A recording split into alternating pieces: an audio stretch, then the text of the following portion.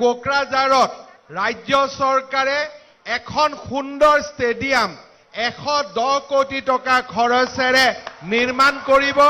তাৰ আজিৰ এই সুন্দৰ অনুষ্ঠানত আমাৰ মাজত উপস্থিত ভাৰতৰ প্ৰতিৰক্ষা মন্ত্ৰী ৰাজনাথ সিং ডাঙৰীয়া, BTRৰ CM প্ৰমোদ বড়ো ডাঙৰীয়া, জেনেৰেল মনোজ পাণ্ডে, আমাৰ ভাৰতীয় সেনাৰ মুৰব্বী, মোৰ মন্ত্ৰীসভাৰ সতীৰ্থসকল, BTRৰ সতীৰ্থসকল আৰু উপস্থিত ৰাইজ, আজি আমাৰ বাবে অতি আনন্দৰ কথা যে কোকৰাঝাৰত দুৰাণ কাপৰ দৰে এছিয়াৰ আটাইতকৈ পুৰণি ফুটবল খেল অনুষ্ঠিত হৈছে আৰু এই খেলখন উদ্বোধন কৰিবৰ বাবে আমাৰ মাজত ভাৰতৰ ৰক্ষা মন্ত্ৰী প্ৰতিৰক্ষা মন্ত্ৰী राजनाथ सिंह डांगरिया उपस्थित हुए।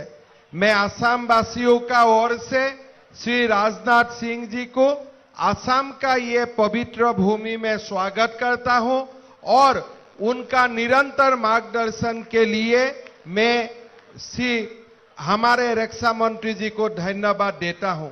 मैं बहुत डांगर दीघलिया नकौ, बड़ोलैंडर शांति और समन्वय আজিৰ এই প্ৰতিযোগিতাখনৰ মাজেৰে প্ৰকাশ পাইছে।